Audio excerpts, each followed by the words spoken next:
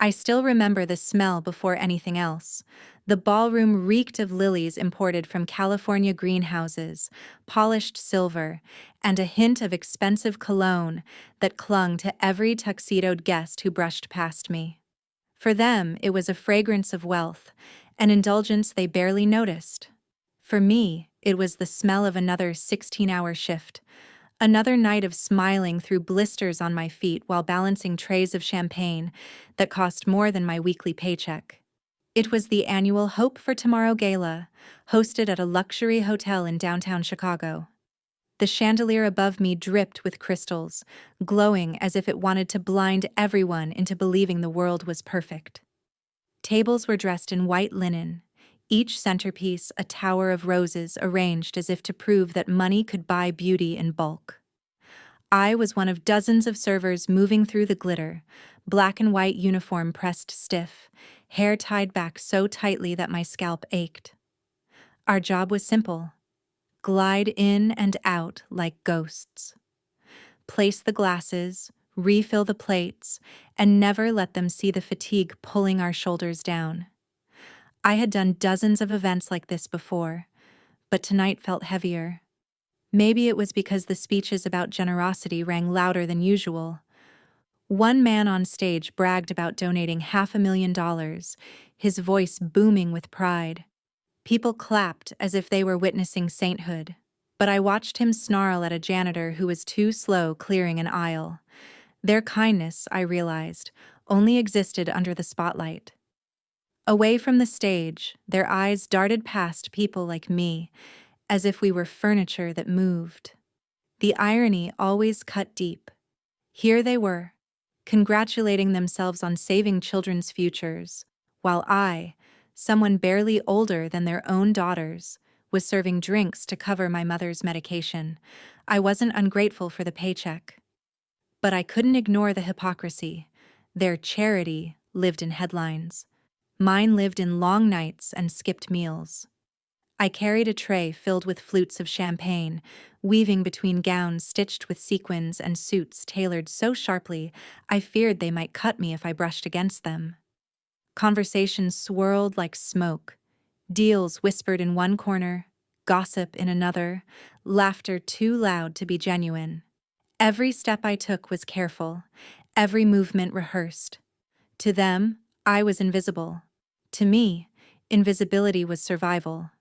But invisibility weighs on you after a while. I'd catch glimpses of myself reflected in the polished silver trays or the mirrored walls, eyes tired, mouth pulled into that professional half-smile. Sometimes I wondered if I still looked like the girl I used to be, the one who once believed her life would unfold on a stage, not behind it. That thought made my chest tighten. I had promised myself I wouldn't drift into memories tonight, but the ghosts always found me in places like this. When the music swelled from the orchestra, I felt it in my bones. I wasn't just carrying glasses anymore. I was holding on to the aching reminder of what I'd lost. Still, I moved, table by table, guest by guest. I listened to their brittle laughter, endured the dismissive waves of jeweled hands, and forced my body into silence. There was no room for mistakes. In a place like this, one drop spilled was enough to erase weeks of hard work. My manager's voice echoed in my head. Head up. Smile. They can smell weakness. Don't give them the satisfaction. So I lifted my chin, even as my shoes pinched and my heart sank. Around me, the celebration continued. Glasses clinked, speeches praised compassion, and wealthy guests congratulated one another for their noble hearts. I stood among them, a silent witness to the performance. What none of us knew then was that by the end of the night, this stage, draped in gold and crystal, would become mine. Balancing a tray in my hands, I passed the stage just as the orchestra struck a playful tune. The violins lifted their bows, and for a split second, I wasn't in that ballroom anymore. I was 17 again, standing on a small wooden stage at my high school auditorium, clutching a battered violin that my father had bought secondhand from a pawn shop.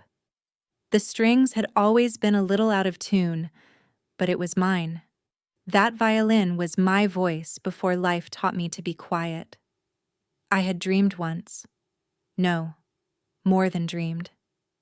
I had worked, sweating through endless rehearsals, teaching myself to read sheet music long after midnight when the house was finally silent.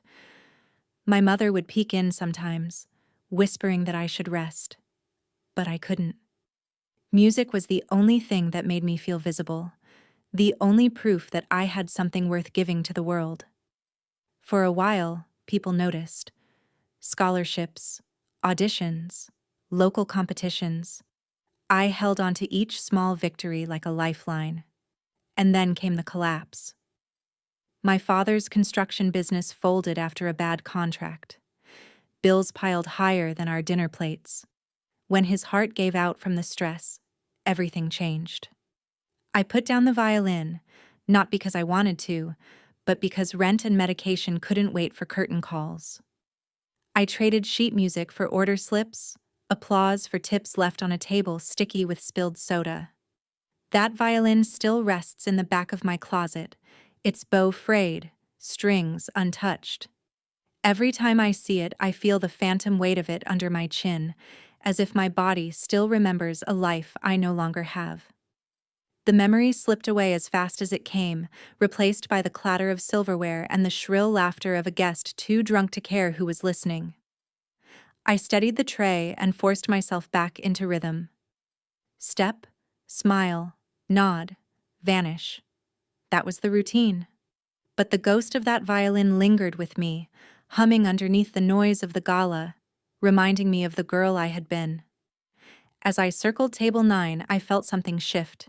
A gaze, not the casual glance of someone looking for another drink, but a stare that pinned me in place. It cut through the chatter and found me, as if I were the evening's entertainment instead of the invisible help. I didn't want to meet it. Years of practice had taught me to look down, to be forgettable. But curiosity betrayed me. I lifted my eyes, just once, and saw him. He sat reclined in his chair like the room belonged to him, like gravity bent differently in his presence. His suit was midnight blue, tailored to perfection. A gold watch gleamed on his wrist each time he raised his glass. The people around him laughed too quickly at his jokes, their smiles tight and eager, like satellites orbiting a star. But his eyes, they were cold.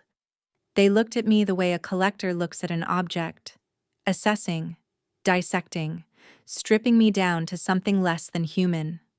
In that moment, I felt the old wound throb. Not the ache in my feet or the stiffness in my back, but the deeper wound. The humiliation of being unseen until someone decided I was useful for their amusement. I lowered my eyes again, heart hammering. But it was too late. I knew the look he gave me wasn't going to fade. It lingered, curling at the edge of his lips into a smirk, like he had just discovered a new game. And I, against my will, had become the pawn. I pressed the tray closer to my chest and moved on, but his gaze followed me like a hook in the skin. I had the sinking feeling that before the night was over, that man would try to remind me of my place. What he didn't know was that I still carried the memory of a violin, and some wounds, no matter how painful, had the power to fight back when pressed too hard. His laughter reached me before his words did. It carried across the ballroom like the sound of glass breaking, sharp, impossible to ignore. He was surrounded by people who leaned in too close, laughing too loudly, feeding off his arrogance the way moths chase light. I had seen men like him before, but never one who wore his entitlement so openly, like a tailored jacket he'd never have to take off. I slipped between tables with my tray, trying to stay invisible. But then his voice cut through the air. "Look at them," he said, not even lowering his tone. "They move like wind-up toys. No thought, no life, just programmed steps." His companions laughed, quick and brittle, as if on cue. The words stung because I knew they were about me. I was pouring water at the next table, back bent, eyes down, when I felt all their gazes on me at once. My cheeks burned, but my training took over. Steady hands, polite nod, retreat. Don't engage. That had always been the rule. But his smirk told me he wanted a reaction. Men like him didn't just crave attention, they craved proof that their power was absolute. And in that moment, the power was in making me the butt of a joke. Careful, he said louder now, pointing at the smallest droplet on the tablecloth where I'd just poured. She might flood the place. The laughter roared again, echoing off the chandeliers. Even people at nearby tables turned their heads, curious, amused at the spectacle of a server's supposed incompetence. I wanted to disappear, to melt into the carpet beneath my aching shoes. My heart pounded in my throat, but I forced my face to stay calm. "My apologies, sir," I said softly, setting the pitcher down. "I'll clean that up right away." My voice sounded foreign to me, too polite for the heat rising in my chest. His eyes narrowed, searching for something more. For fear, maybe, or humiliation. I gave him nothing, and that only seemed to provoke him further. He leaned back in his chair, draping an arm lazily over the backrest, as if the entire ballroom was just his living room. "You know," he mused, swirling his glass of wine, "I wonder if they ever feel passion, or is service the only dance they know?" The word dance lingered in the air like a match about to spark. His friends chuckled, one of them muttering something about how funny it would be to see a waitress attempt a real performance. I kept moving, tray close to my chest, but the knot in my stomach told me I was already marked. I reached the edge of the room and set the tray down on a service table, breathing in shallow bursts. Around me, the gala carried on. Champagne flowing, cameras flashing, speeches droning on about generosity. But at that table I knew, a different game was unfolding. One where I had been drafted against my will, and one where the only prize was someone else's laughter at my expense. I told myself to stay calm, to let it pass. I had endured worse. Rent and medical bills didn't care about my pride, but deep down I could feel the shift. His gaze had locked onto me like a predator testing its prey, and something told me he wasn't finished. The first sound I noticed was his chair scraping against the polished floor. It was deliberate, loud enough to command attention. A hush followed, the kind of silence that spreads when people sense drama brewing. I turned my head just slightly, and there he was, standing now, towering over his own table as if the room belonged to him. "I have an idea," he announced, voice smooth but carrying that dangerous edge, the kind that thrives on an audience. The people near him shifted, eyes flickering with curiosity. His companions leaned back with gleeful anticipation, waiting to see what spectacle he was about to stage. I gripped the edge of my tray, my pulse thudding against my wrist. Some part of me already knew this idea had very little to do with him and everything to do with me. He raised his glass, swirling the wine, eyes fixed on me like a spotlight. "This evening feels lifeless, don't you think?" he said. "All this wealth, all this luxury, and not a single spark of passion." He let the words hang there, then smiled, a slow, cruel curl of his lips. "Perhaps our waitress here could fix that." Laughter rippled through the air, though not everyone joined in. Some guests smiled politely, unsure. Others looked away, embarrassed but unwilling to speak. My throat tightened. Every instinct screamed for me to lower my gaze, apologize, and slip back into the shadows. That was what I had been trained to do, stay invisible. But he wasn't finished. He reached into his pocket and pulled out a sleek leather wallet, the kind that seemed heavy with more than just bills. With a casual flick, he held up a neat stack of $100 notes, fanned out like a magician revealing his trick. $10,000, he said. That's what I'll give her if she can dance here tonight in front of us all. Not stumble, not falter, actually dance. And if she fails? He tilted his head, eyes glittering.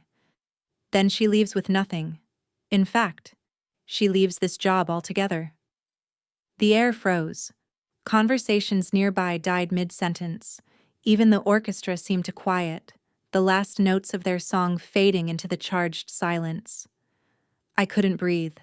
His words rang in my ears, each one a nail hammered into a coffin I hadn't built. $10,000. Enough to cover 2 years of my mother's medication. Enough to move us out of the crumbling apartment with the leaking ceiling. Yet it wasn't the money that stung. It was the way he said it. As though my dignity had a price tag, as though my livelihood was just another game for his amusement. My manager's face flashed in my mind, warning me to keep my head down. Don't engage. Don't risk it. And yet, the weight of his gaze pressed harder, daring me to either prove him right or prove myself wrong. Around the room, eyes pinned me like I was no longer a person, but a question they were waiting to see answered. Whispers slid across the tables. Will she? Won't she? The humiliation was already complete, whether I accepted or not. I felt heat crawl up my neck, anger mixing with fear. For years I had learned to swallow both, to choose survival over pride. But standing there in that suffocating ballroom, something inside me refused to bend. Maybe it was the ghost of the violin I still carried. Maybe it was just exhaustion from years of being invisible. Whatever it was, it rose like fire in my chest. He smirked, certain I would cower. Well, he pressed, waving the money with a flourish. Are you brave enough? Or do you admit you've never lived a moment of passion in your life? I set the tray down on the service table beside me. My hands trembled, but not from fear. I looked straight at him, my voice steadier than I felt. All right, I said. I'll do it. A gasp rippled through the crowd. His grin faltered for half a second, just long enough for me to notice. He hadn't expected me to accept, but my answer had already sealed the night's course. Inside, I was terrified. But for the first time in years, terror came with something else. The faintest spark of defiance. The moment the words left his mouth, the ballroom transformed. It wasn't just a gala anymore. It became an arena. The chatter died, laughter froze, and I could feel hundreds of eyes swinging toward me as if on command. For a breathless stretch of time, I wasn't a server carrying glasses. I was prey-cornered under a spotlight. My body stiffened, rooted to the carpet. The sound of the orchestra tuning for the next piece was faint, almost unreal. I heard the clink of a fork against crystal somewhere in the distance, but it only sharpened the stillness that pressed in around me. Inside, a storm raged. $10,000. The number pulsed in my head, louder than the heartbeat in my ears. With that money, I could cover my mother's prescriptions for months, maybe even find her a better doctor. With that money, I could finally stop lying awake at night wondering if the lights would still be on when morning came. And yet, accepting meant something else.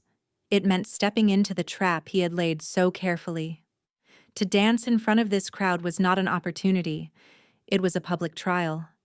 He expected me to stumble, to trip over my own feet, to become the joke of the night. And once I failed, I'd be out of a job, carrying both shame and unemployment back to my already fragile life. The scales tipped back and forth in my mind. Survival against dignity, need against fear. I had swallowed my pride so many times before. Why not once more? I could bow out quietly, mutter an apology, return to the safety of the kitchen. The world would forget me by the time dessert was served. But then I saw him. Standing there with the bills in his hand, smirk carved into his face, certain of my smallness. He didn't just want me to refuse, he wanted to watch me shrink. He wanted proof that his power was absolute, that I would bend like every other nameless worker who had crossed his path. And that was when the old ache returned. Not just the memory of the violin, but the phantom of who I used to be.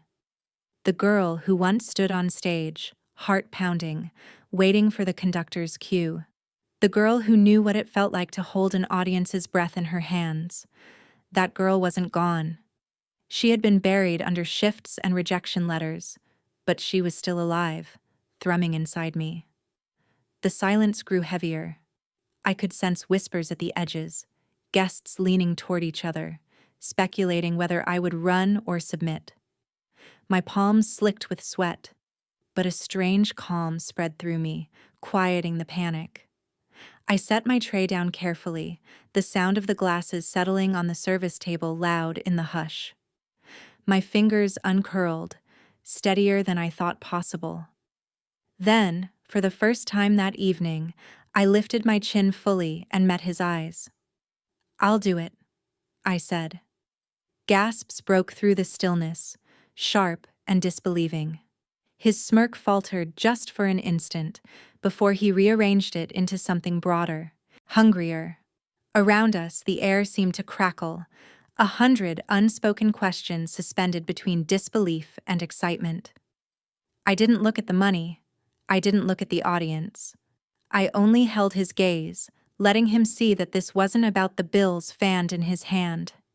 It was about me refusing to vanish. Inside, my stomach twisted, fear still clawing at me. But alongside the fear was something else.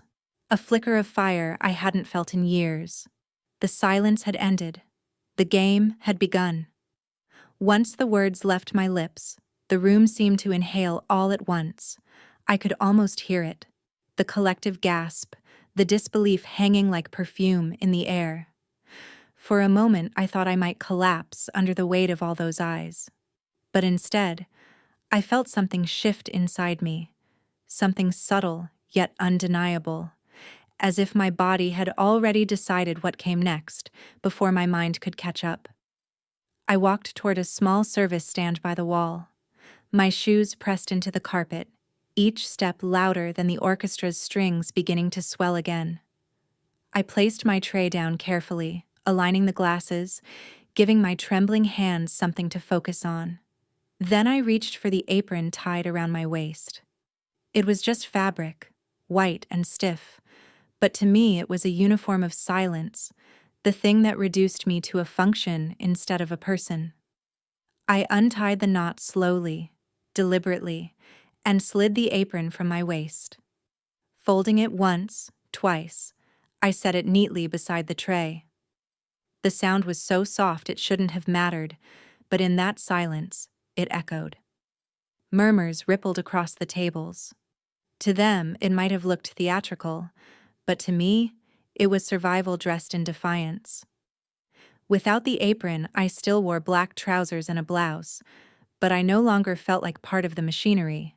I felt taller, more present, as if a layer of invisibility had been peeled away. Then my eyes fell to my shoes. Sensible, black, built for long shifts and nothing else.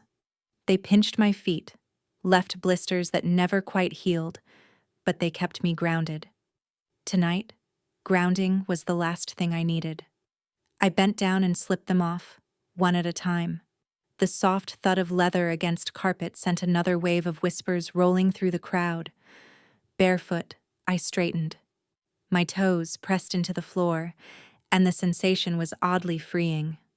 I remembered being younger, practicing violin barefoot in the living room because the wood creaked differently under each step. It was silly, maybe, but it always reminded me that music wasn't just sound. It was movement, weight, rhythm. That memory returned now, as sharp as ever, stitching the present to the past. For a moment, I thought of that old violin waiting in my closet, strings dusty, bow frayed. I carried it in my chest like a secret, like a phantom limb I couldn't let go of. Standing there barefoot, apron folded away, I felt the ghost of its weight against my collarbone. I wasn't holding it, but it was with me. That was my symbol, my reminder. I had been more than this, and I could be again. Across the room, he grinned. To him, this was theater. Exactly what he wanted, his spectacle, his game. He probably thought my gestures were signs of nervousness, a servant trying too hard not to embarrass herself. His smirk told me he believed he had already won, that I was about to play into his hands. But what he didn't understand was that every gesture, every choice, was mine. The apron on the tray, the shoes abandoned on the carpet, the way I straightened my spine and faced the room, none of it belonged to him. It belonged to me. The murmurs quieted again. Guests leaned forward, some amused, others uneasy. A few pairs of eyes softened with something like empathy, but most were waiting for me to fail. I could feel their skepticism pressing down on me, but instead of shrinking, I let it steady me. I inhaled deeply, filling my lungs with the heavy perfume of roses and cologne, and for the first time that night, I felt calm. Stripped of apron and shoes, I wasn't just a waitress anymore. I wasn't anyone's servant. I was someone stepping onto a stage. The seed of reversal had been planted. He just didn't see it yet. The music began, low at first, just a pulse from the band tucked in the corner of the ballroom. The rhythm rolled across the marble floor like a tide, steady and certain, wrapping itself around us before I even had time to breathe. He stepped forward with the arrogance of someone who believed the stage was his by birthright. His hand extended toward me, fingers firm, posture rehearsed. I placed my palm in his, though every instinct screamed to pull away. His grip was too tight, his stance rigid as though he thought strength alone could make him a leader.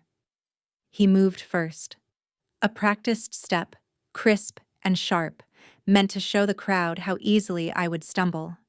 He pressed into the dance with the authority of entitlement, shoulders squared, eyes glinting as if to say, "Watch how she folds." I let him, at least at the start. I followed clumsily on purpose, my feet dragged just enough to satisfy the audience's thirst for spectacle, to reinforce his confidence. A whisper of laughter rippled from one table, and I could almost feel him swell with pride. To him, this was already a victory. The servant girl fumbling behind him, the bills in his pocket ready to be the punchline. Inside, though, my heartbeat synced with the music. I let my body sway with his commands, light enough to make him believe he was in control, but steady enough to memorize the rhythm. It was like tuning a violin. You don't attack the strings right away. You listen first. You feel where the tension lies, and only then do you bring the bow across. He leaned closer, lowering his voice just enough for only me to hear. "Keep up, or this ends badly for you." His breath reeked of champagne. His tone dripped with certainty. I tilted my chin slightly, a faint nod as though conceding, though inside I was somewhere else. I was back in that small living room years ago, my bare feet pressing into worn wood, my bow tracing notes that no one but me seemed to care about. That memory steadied me more than his grip ever could. We moved across the floor in tight circles, his feet leading, mine trailing. The crowd chuckled when my shoulder brushed his too roughly, when my step faltered half a beat late. They saw what he wanted them to see, a server out of her depth, straining to keep up with her better. But behind my mask of unease, I was studying him. His rhythm was stiff, predictable, a collection of memorized steps rather than lived movement. He had technique, yes, the kind money can buy, but he had no soul in it, no story, and that was where I knew the balance would eventually shift. Still, I kept the act alive. A stumble here, a hesitant glance there. Each moment deepened his certainty, widened his smirk. He looked to his friends as if to share the joke, basking in their approval. I let him enjoy it, Because I knew, just as a violinist knows the bow must draw long before the crescendo, that this was only the beginning. The first steps were his, but the next ones would be mine. At first, I let the rhythm carry me as though I were his shadow. Every movement of his body dictated mine, but with each beat, something inside me woke up, like embers being coaxed into flame. My muscles remembered things my mind had long buried: the subtle pull of timing, the sharp turn of weight, the way music could seep into your bones until you weren't moving to it. You were moving with it. I began to anticipate him. The tiniest flex of his shoulder told me where his next step would fall. The angle of his wrist revealed the spin he planned to force. Instead of trailing behind, I met him there first. At first, it was so small no one noticed. A cleaner pivot, a sharper stop, my frame steady when his faltered. Then came the first real break in his confidence. He attempted a flourish, a sweeping turn meant to send me spiraling. But instead of stumbling, I matched it with a hook of my own leg, a twist that redirected his momentum. For the briefest second, his eyes flickered. Confusion, disbelief. He covered it with a smirk, but I saw it. The crowd saw it too, though they didn't yet know what it meant. The murmurs shifted tone. Laughter faded into silence, replaced by a different kind of attention. They leaned forward. The servant they had expected to see humiliated was still standing, her chin high, her body now moving with a rhythm that was no longer borrowed but owned. I felt the change surge through me. No longer the waitress in stiff shoes and apron. I was myself again. The girl who had once practiced until dawn, who had once dreamed of stages bigger than this gilded room. Barefoot on the carpet, I found my ground not in obedience, but in defiance. He tried harder. His grip tightened, his steps sharper, as if force could mask what was slipping from him. He pushed me into a spin, expecting me to falter. Instead, I let the spin carry me, hair whipping, landing with a precision that drew a small gasp from the crowd. Their silence deepened. He heard it too, and I felt his chest stiffen with unease. I decided it was time. Enough pretending. The next sequence I took. Not him. A sharp swivel, a deliberate lead that pulled him backward when he hadn't planned it. His foot caught the edge of the carpet, his balance wavering. For the first time that night, the arrogance drained from his face, replaced by something rawer: panic. The crowd knew then. Their eyes widened. Their champagne glasses hung forgotten midair. They were no longer watching a rich man flaunt his power. They were watching him lose it. And me. I wasn't just dancing. I was speaking without words. Every step was a sentence. Every turn a paragraph of all the years I had swallowed my pride. Each movement said, I am more than this uniform. I am more than what you see. He stumbled again. I steadied him, but not kindly, just enough to keep the dance alive, enough to show that I controlled whether it lived or died. His breath was ragged now, his smirk long gone. He glanced at his entourage, desperate for their approval, but their laughter had turned into stunned silence. For the first time, I allowed myself to look beyond him, to the faces ringing us. And I saw it. The shift in their eyes. Where once they had looked at me with ridicule, now they looked with something else. Recognition. Respect. Awe, even. The music swelled. My chest rose with it. In that moment, I wasn't waiting tables. I wasn't living in the shadows of rejection letters or unpaid bills. I was alive, burning, undeniable. And as I pulled him into the next step, forcing him to follow where he had once commanded, I realized the truth. I was no longer in his game. He was in mine. The song climbed toward its peak, each note sharp as glass, and I knew this was the moment. I stopped pretending. My body took full command.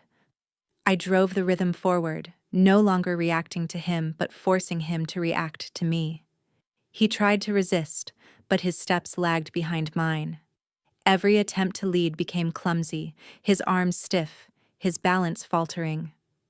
I spun into a sharp pivot, landing squarely in front of him, my eyes steady, my hand pressed firmly against his chest. The crowd gasped as he stumbled backward. For a breath, the entire ballroom froze, and then I began to dance. Not for him, not against him, but for myself. I let the music surge through me, each movement sharper, more precise, more alive than the last. My legs cut clean lines across the carpet, my arms sliced the air with authority. Every gesture carried years of hunger, grief, and unspoken defiance. He scrambled to keep up, but he was drowning. His polished confidence had vanished, replaced by sweat and desperation. I could feel him falter at every turn, a man out of step with a rhythm too powerful for him to contain. The audience leaned in, their murmurs swelling, until suddenly the first clap broke the silence, then another, and another. Soon the applause grew into a wave, rolling across the hall until it became deafening. They weren't cheering for him anymore. They were cheering for me. I felt it wash over me, stronger than any spotlight. For years I had been invisible, just another pair of hands carrying trays, another ghost slipping through glittering rooms. But now every eye in the room was fixed on me, not as a servant, but as an artist. I pushed into the final sequence, a series of swift cutting turns, my body carving the air with precision.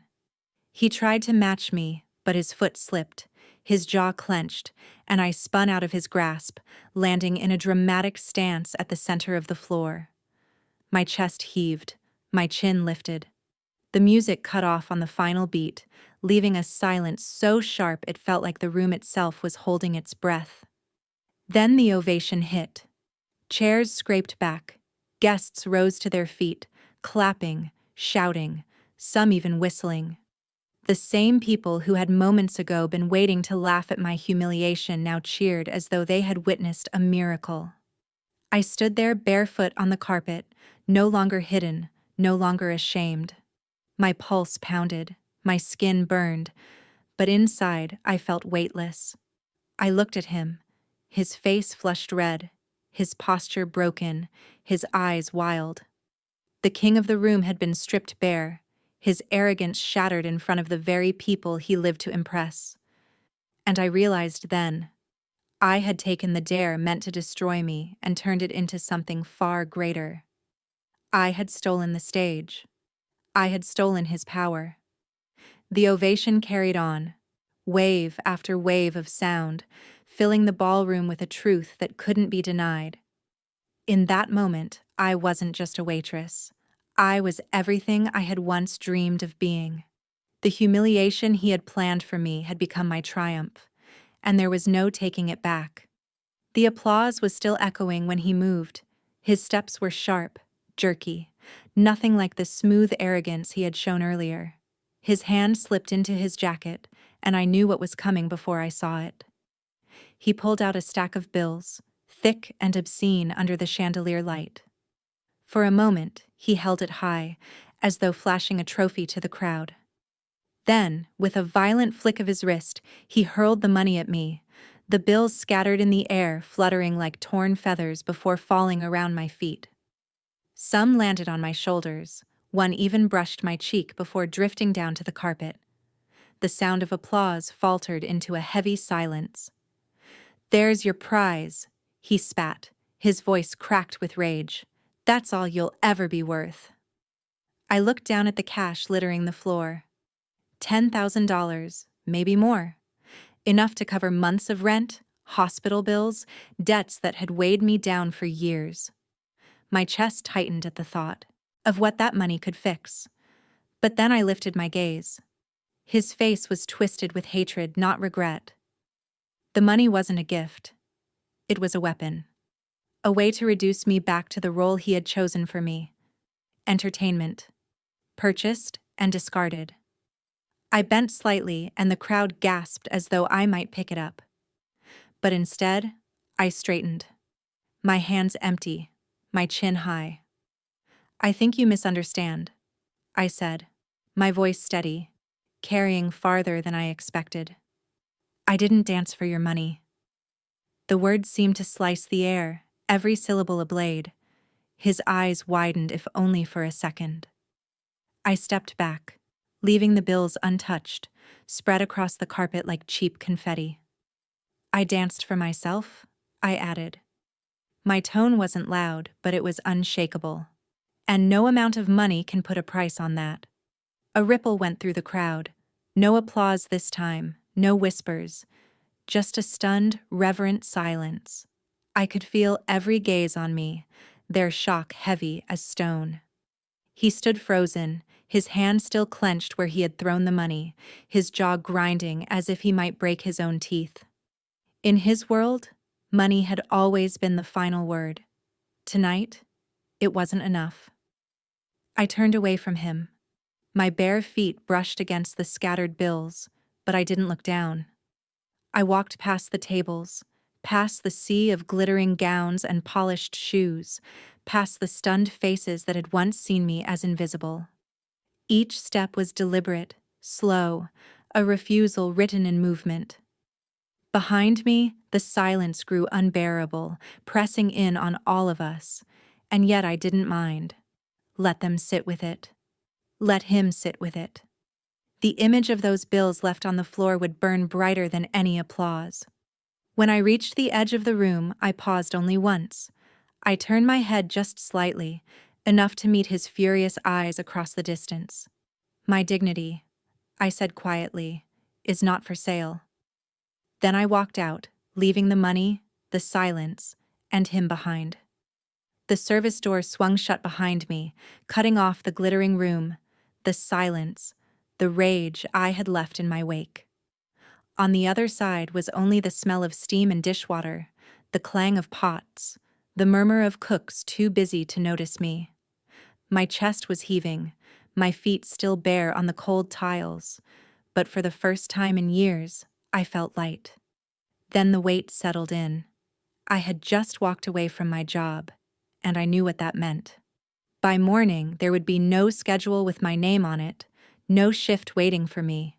Rent was still due. My mother's prescriptions weren't going to pause just because I had stood my ground. And no one applauds when you can't pay the bills. I told myself I had gained dignity, but dignity doesn't keep the lights on. The thought carved into me, sharp and merciless. Still, something inside me whispered that what I'd done couldn't be undone. I hadn't picked up the money, and in refusing it, I had refused the version of myself they wanted me to be. Small, invisible, easy to dismiss. That mattered, even if the price was steep. When I stepped out into the night air, the city felt different. The neon lights on the street seemed harsher, the cold January wind sharper. My shoes dangled from one hand, my folded apron in the other. People passing by didn't give me a second glance. To them, I was just another tired worker heading home after midnight. But back in that ballroom, someone had seen me. I remembered the faint click of a camera during the dance. At the time, it had barely registered, lost in the rush of music and adrenaline. Now, I wondered, had someone caught the moment I refused the money? I tried to push the thought aside, but it lingered like a quiet ember. That night, I barely slept. My small apartment felt colder than usual, the cracked plaster walls pressing in around me. I replayed the scene in my mind again and again. The throw of the bills, the stunned silence, my own voice saying, "I didn't dance for your money." Each time it felt more unreal, like a dream too bold to belong to me. By dawn, I convinced myself the world would move on. The wealthy guests would sweep it under the rug. The man I had humiliated would make sure my name was buried. That was their power, to erase people like me with a snap of their fingers. But the world had other plans. It began with a message from a former coworker. "Are you seeing this?" Attached was a link. My hands trembled as I tapped the screen. There I was, on a news site, then on another, and another. A dozen photographs. Me barefoot, mid-turn, my face alive with something fierce while he stumbled behind me. Another frame, the bills raining down, and then the last shot, my back straight, walking away while the money lay scattered on the carpet.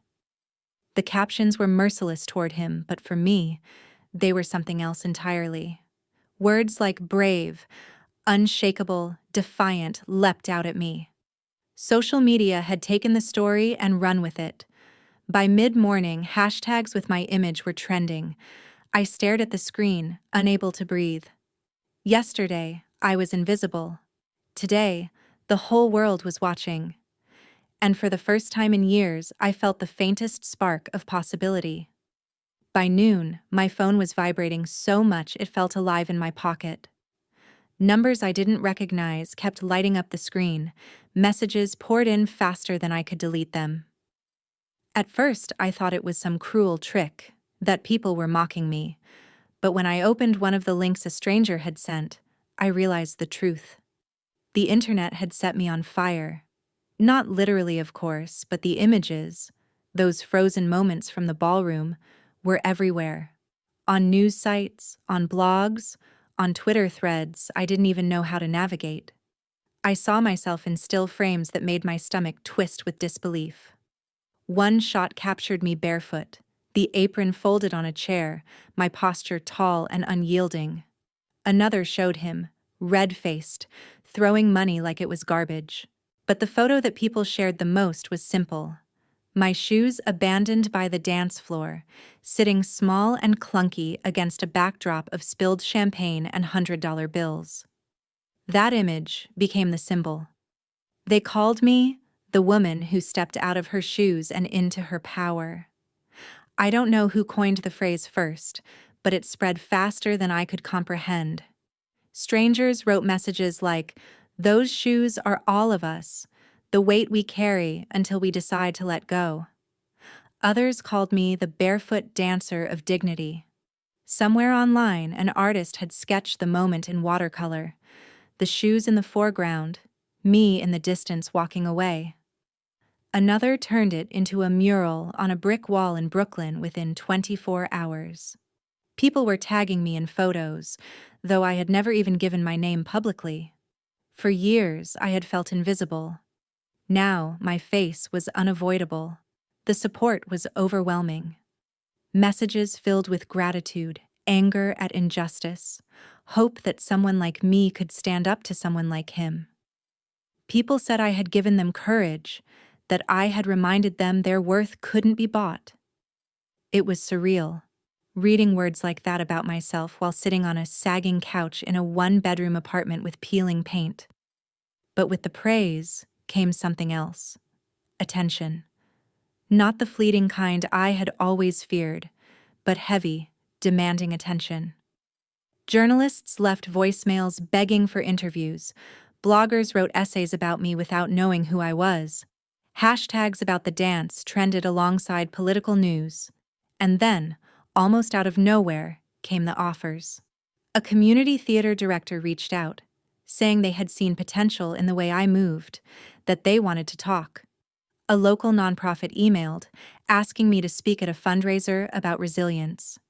Even a shoe company, ironically, sent a request to use the image of the abandoned pair in a campaign about walking your own path. I didn't know what to make of it all. Part of me wanted to curl up and make it disappear. After all, I hadn't planned any of it. I hadn't chosen to become a symbol, hadn't asked to be a headline. But another part of me, quiet, almost forgotten, felt something stir. The part that once believed I could perform on a stage, that believed art was worth devoting a life to. The shoes I left behind were never meant to be a statement. They were just heavy, ugly things I wanted gone in the moment. And yet, the world had given them meaning. Maybe that was what symbols always were. Ordinary things people needed to believe in, transformed by the gaze of others. I thought about my father's words years ago, before life had unraveled. You don't get to choose the spotlight, but you do get to choose what you do when it hits you. Now the spotlight was here, glaring and unrelenting. I could run from it, hide, let the noise fade, or I could step toward it, barefoot and unashamed, and see where it might lead. And just as I began to imagine what that choice could mean, my phone buzzed again, not with another message from a stranger, but with an email that made me sit up straight. It was short, polite, professional. An invitation. From someone whose name I knew instantly, a person whose work I had once studied in late-night classes when I still believed in dreams. My breath caught. Maybe this wasn't just noise. Maybe this was the beginning of something I thought I'd lost forever. I still remember the way my hands trembled when I opened that email. The subject line was so ordinary it almost fooled me. Meeting request. But the name in the sender's line was anything but ordinary. It was Claire Whitmore. For most people, she might just be another name in the credits. But for me, she was a legend. A director whose work had shaped the Broadway landscape for 2 decades. Her productions weren't just shows, they were pilgrimages. When I was younger, I used to save up tips just to buy a cheap seat in the very last row of her plays. I would watch through the haze of distance, eyes straining to catch every gesture, every subtle shift of light. To me, she was the kind of artist who turned stories into sacred experiences. And now, here she was, asking if I could meet her in her studio. At first, I thought it was a prank. Why would someone like her reach out to me, a woman who had walked away from her craft years ago? But the address in the email was real, the contact information verifiable. And at the bottom, in her unmistakable looping signature, were the words, "I saw the video. I think we should talk." I couldn't breathe. All those nights carrying trays and scrubbing floors, I had forced myself to believe my old life was gone. I told myself I didn't miss it, that the ache in my chest when I heard music was just nostalgia. But now, a door I thought was sealed forever had cracked open. I didn't sleep much that night. I kept picturing myself at her studio, and then the fear crept in. What if she was only curious, not serious? What if I embarrassed myself again? The voice of doubt was relentless, but beneath it was another voice, one I hadn't heard in years. It whispered of possibility. The next morning, I stood outside her studio in Midtown, heart pounding. The building was old, brick worn by time, but the windows were tall and filled with light. I hesitated before pushing the door open, clutching the email printout in my hand like a lifeline.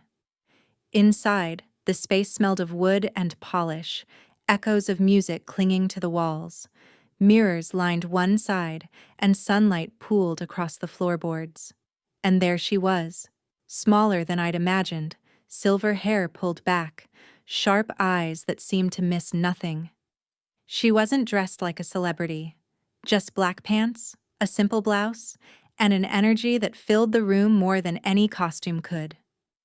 "You must be Emma," she said, her voice firm but not unkind.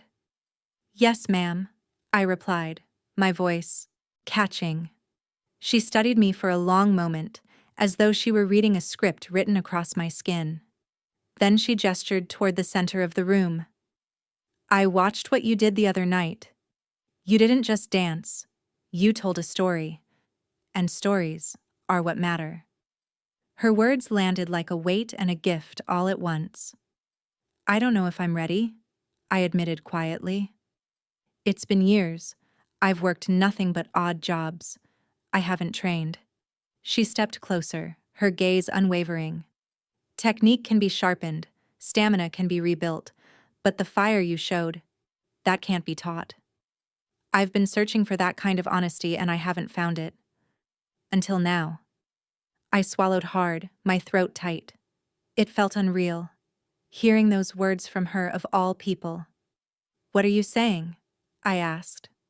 "I'm saying," she replied slowly, That I want you to audition for the lead role in my new production. It's not charity. It's not pity. It's because I think you might be the one. The room seemed to spin around me. For years, I had buried this dream, convinced it had died with my father's illness and my family's debts. And yet, here it was, rising again like something stubborn and untamed. Tears stung my eyes before I could stop them. I nodded, unable to find words. Claire smiled, just a flicker at the corner of her mouth. Good. Then let's see what you still remember.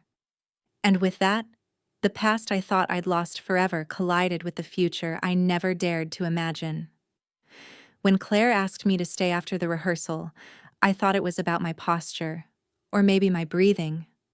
I had stumbled through the warm-ups, my body stiff from years of neglect. Though she insisted she wasn't watching the stumbles, she was watching how I fought to recover.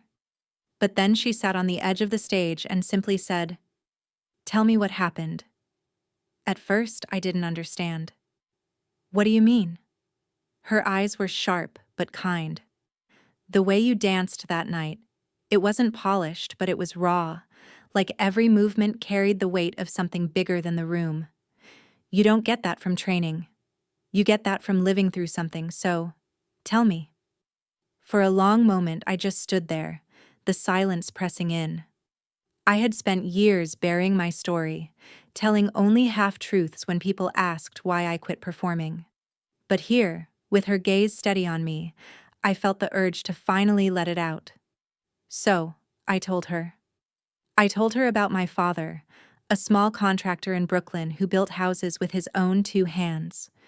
How he poured his whole soul into his company, hoping to leave something behind for me and my younger brother.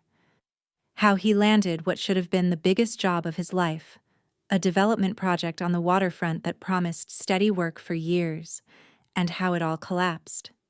The developer pulled out halfway through, citing a contract loophole so fine it might as well have been written in invisible ink. Overnight, my father was ruined. The loans he took to prepare swallowed him whole. The stress crushed him, and not long after, so did a heart attack. He lived, but barely. Our house was gone. His spirit was gone. And suddenly, I wasn't a student at the conservatory anymore. I was the breadwinner, scrambling to pay for prescriptions and rent, watching the dream I had nurtured since childhood vanish like smoke. My throat tightened as I spoke, but I kept going.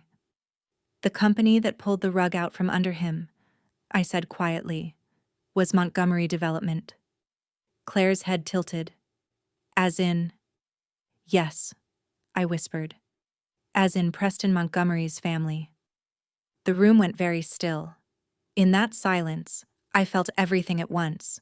The cruel irony, the bitter connection I had tried so hard not to see. The same name that had bulldozed my family's future was the name attached to the man who humiliated me at that gala. It wasn't just some spoiled heir acting out. It was the embodiment of everything we had suffered, standing there with a smirk and a fistful of cash. Claire exhaled slowly, her eyes narrowing in thought. "So that's why," she murmured. I looked down at my hands.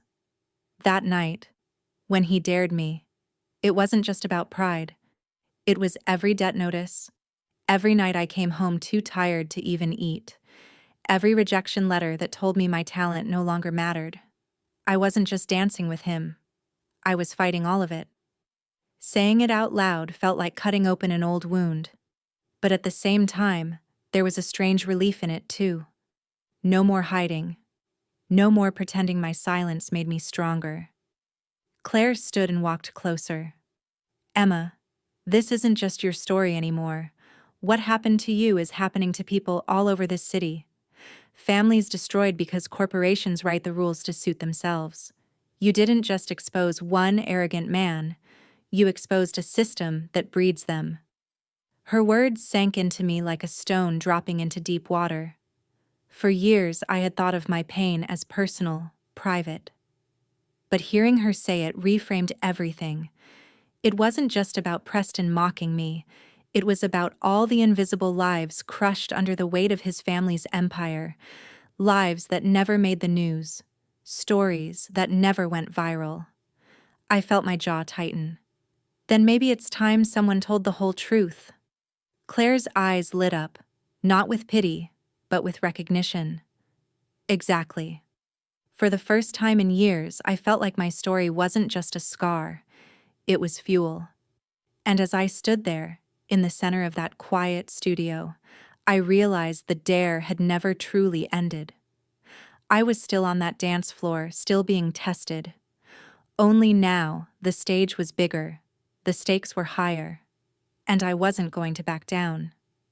When I first walked into that rehearsal hall, the floorboards creaked like they were whispering old secrets. The smell of sweat and rosin hit me in a way that made my chest ache. It had been years since I stood on wood like this. Years since my feet had known the rhythm of something bigger than survival. For so long, I had been a shadow in someone else's story. Now, for the first time, I felt like I was stepping back into my own. The first week was brutal. My body resisted every stretch, every turn, every long hour under the mirror's scrutiny. I would go home with muscles shaking, with bruises that reminded me I wasn't 18 anymore. But beneath the soreness, something deeper stirred. It was memory, locked away, but not erased. The way my body began to anticipate the next note, the way breath aligned with movement like a prayer. It was all still there, waiting. I kept thinking about that night. The jeers, the dare, the money scattered like confetti at my feet. For a while, it felt like a scar I couldn't shake. But as I pushed myself across the floor, day after day, it stopped feeling like a wound. It started to feel like fuel. That humiliation had cracked something open in me, and from that fracture, light was spilling through. By the second month, I could feel the transformation, not just in my posture or stamina, but in my spirit. I was no longer the woman serving drinks at a gala, invisible and small. I was no longer the daughter crushed by a corporation's cruelty. I was simply a dancer again. And with every hour, every drop of sweat on the studio floor, I felt myself being rebuilt. Claire would watch me in silence, arms crossed, her expression unreadable. Sometimes she'd stop me mid-turn, adjust a shoulder or a hand, then step back again. But when I finally nailed a sequence that had haunted me for weeks, she didn't correct. She just nodded once. That small nod carried more weight than any applause I'd ever heard. And then, the night came. The stage lights burned hotter than I remembered. The theater hummed with the murmur of strangers waiting, programs rustling like restless wings. I stood in the wings, my heart a steady drum. My hands shook, but it wasn't fear. It was anticipation, a voltage running through me. I thought of my father, of the nights I sat by his hospital bed listening to machines breathe for him.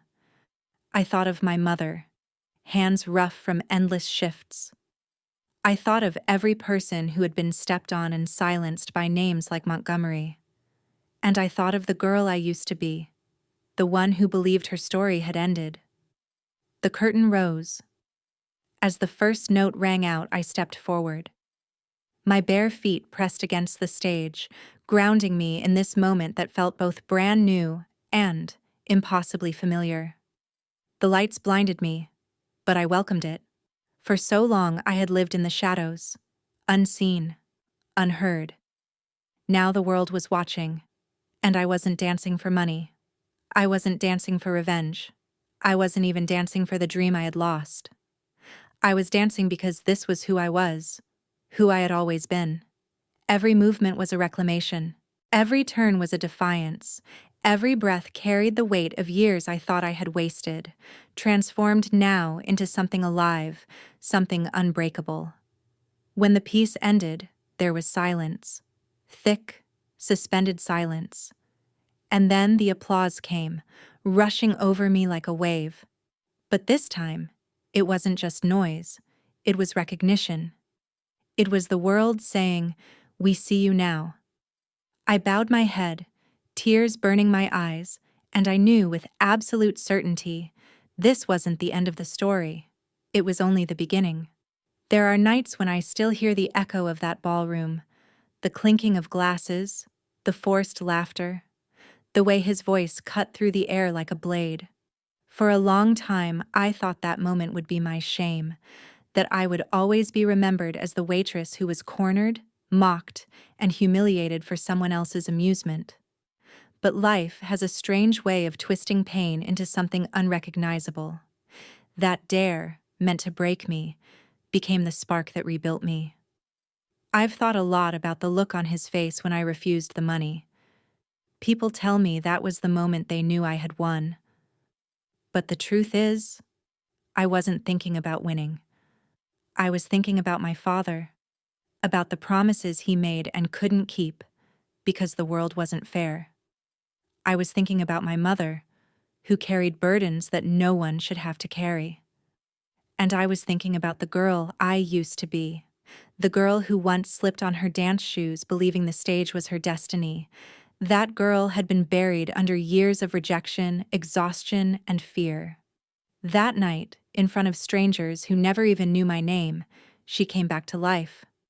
I sometimes imagine what would have happened if I had bent down, gathered those bills from the carpet, and walked away. Maybe I would have paid some debts. Maybe life would have been easier for a while. But I would have lost something no amount of money could replace: dignity, the quiet, unshakable truth that we are worth more than the price others put on us. That is what carried me forward. Not applause, not headlines, not even opportunity. Just the knowledge that I had chosen myself when it mattered most. When I step into the studio now, I see a pair of worn shoes tucked in the corner. The same ones I carried through those endless shifts, the ones that never touched a stage until I kicked them off that night. I keep them close, not because I need them anymore, but because they remind me of where I stood when the world tried to keep me small. They are not a symbol of servitude anymore. They are proof of survival. And every time I lace up my new shoes, I feel the weight of that history. I feel the strength it gave me. I walk out under the lights, and I know this stage, this moment, is not just mine. It belongs to everyone who has ever been dismissed, overlooked, or silenced. I wish I could say that choosing dignity means life gets easier. It doesn't. The world still bends in favor of those with money and power. But what I've learned is that integrity has a power they will never understand. A story told with truth travels farther than their wealth ever could. When the curtain falls and the applause fades, what remains isn't the fame, or the viral clip, or even the career I've begun to rebuild. What remains is the quiet certainty that I am no longer hiding. I am no longer waiting for permission to exist. That night began with humiliation, but it ended with freedom. And freedom, I've learned, is not something anyone can give you. It's something you claim for yourself, one defiant choice at a time. As I stand here now under the blinding lights of a stage I thought I'd lost forever, I look down once more at those old shoes resting backstage, and I smile, because they remind me that no matter how deep the shadows, there is always a way back to the light. And that is the lesson I carry with me, the one I hope you hear in this story. Money fades, applause fades, but dignity, that lasts.